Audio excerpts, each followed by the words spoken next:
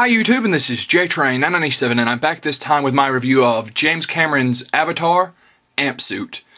Now, I have to thank two people right off the bat. The first is Eric Bueno 2009 for making me aware of the video, and the second is Toy Basement for actually making the video for his review of this, where he just shows that it actually is a very solid G.I. Joe vessel, and I'm a big fan of mechs. So I picked up this squarely because I wanted it for a G.I. Joe vessel. But seeing as it says Avatar on the box, let's fix that. And there we go. Now it's G.I. Joe. But anyways, as you can see, there's some very nice box art on the front. On the back here you have a picture of the amp suit, which is kind of funny because they cut off the portion I wanted to see most, which is the gun that comes with the amp suit. Over here you have its little thing says, its little description of Avatar, and it says the amp suit, official name, M6 amplified mobile suit, function, ambulatory hydraulic armored weapons platform for military and civilian operations in hostile and toxic environments, field names amp suit or Iron Lady, size and weight 13 feet in height, 6 feet wide. It doesn't tell you how much it weighs now, does it? GPS cockpit commands are vertically activated, coded to operator's voice print patterns, thermal images displayed screen. Hip-mounted and detachable GAV 90 30mm cannon, optional flamethrower, slashing blade, and knife. Then you have this little thing that tells you how to use the little card that comes with it to get a little image on your computer for your webcam, which I will not be showing. And down here you have the rest of the figures. So, as I said, I mainly want this to go with my Joe figures. Let's open this bad boy up and see what it's like.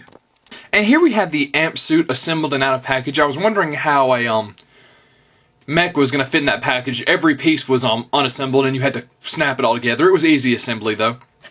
No stickers or decals, everything just came as is. Of course, the only real there's actually some nice detail. You can see there's kind of like stains of mud on the feet. Of course, number 11 over here. There's also the number 11 up here. So, putting that down.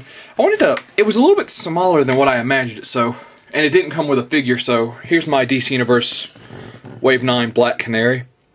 As you can see, she's a little more than half the size of the mech. And seeing as this is a G.I. Joe vessel as far as I'm concerned, and I'm using it for G.I. Joe, here's how it compares to the normal scale figures. Here's General Hawk, as you can see there. Actually a very nice scale comparison, so let's get a look at this cockpit. Open it up right here.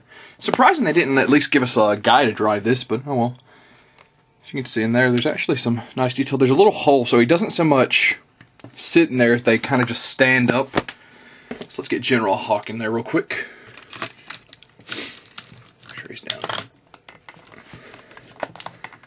He's not quite in there right. There we go.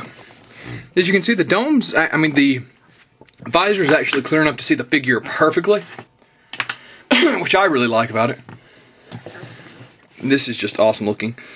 The belt of bullets, of course, connects to the gun. It can connect to the gun the way I have it, or over here on the side, I think. Yep. Connect to it on the side too. And it runs back to here. Now the articulation for the mech is actually surprising. Legs go backwards and forwards. Oops. That leg loves to pop off for some reason. It pops right back on. Bends at the knee, and the foot, well, part of the foot moves. I think the back of it does as well, if I can, yeah, it moves overall as well. I wasn't too crazy about the feet design on this. Sometimes it creates some problems with standing, but overall it's a solid figure. Same for both legs. It can rotate, although its knife is hindering it. Speak of the devil, let's get that out of the way. I don't understand why a giant mech needs a giant knife. Why can't it just have the knife in its arm already? And the knife doesn't really fit well in the hand, as you can see here. It's just kind of passing freely through the hand. But it's still a neat little accessory. Back to the articulation.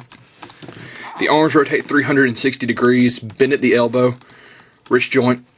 Now something that was really disappointing for me is as you can see with the knife, the articulation on these hands is pretty much non-existent, but they're in this permanent mold where they don't really hold anything. Well, even the gun is really loose in the hand. The more you point it down, the more you can see that it's just kind of dangling there. And this hand is a very soft plastic. I don't know, I guess it was to make it easy to get the gun in and out, but overall it was really disappointing in my opinion. So, same articulation for this arm. Of course, let's get a look at the gun. The gun is very nicely detailed on, very reminiscent for me at least of the Gears of War Lancer. Just on a lot bigger scale. So, very nice. You can see a little red panel there. So overall, I'm going to do a little sticker customization really quick, and then we'll get my final thoughts on the Avatar amp suit. And here my minor customization is done. I'll pick up the camera. All I really did was add some stickers. You can see the G.I. Joe logo up there, the anti-Cobra stickers. Of course, the Joe logo on the arm, some caution. Up here we have the no step. And up top you have emergency release on both of the canisters, and on the back you have, of the same canister, you have exhaust vent, or exhaust venting. Of course, high voltage. And on the side of the arms you have the radioactive symbol. Not a huge amount of customization that I did, but I just wanted to give it a little something to make it officially G.I. Joe in my book. So, overall, the, oops, hot kind of fell over there. The Avatar amp suit is actually pretty decently priced. It's running at $20 right now. Oops, sorry for the kind of side camera view there.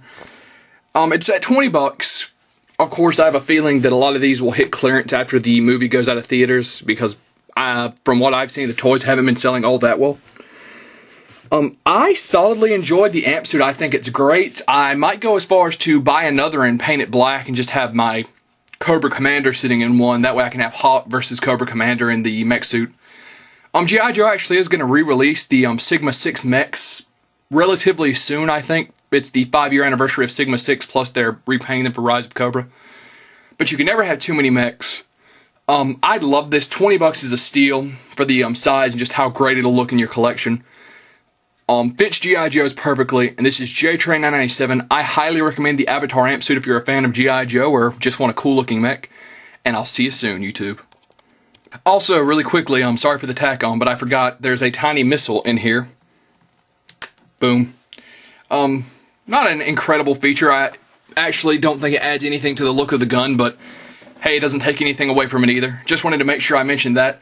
Also, I know a couple of you have been messaging me asking me if I'm going to purchase any of the others. I know they've got that Scorpion gunship out. I kind of like the look of that, but I'm going to wait, see if the price drops any. I'm probably end up getting it in the long run, though. So once again, this is JTrain997, and I'll see you soon, YouTube.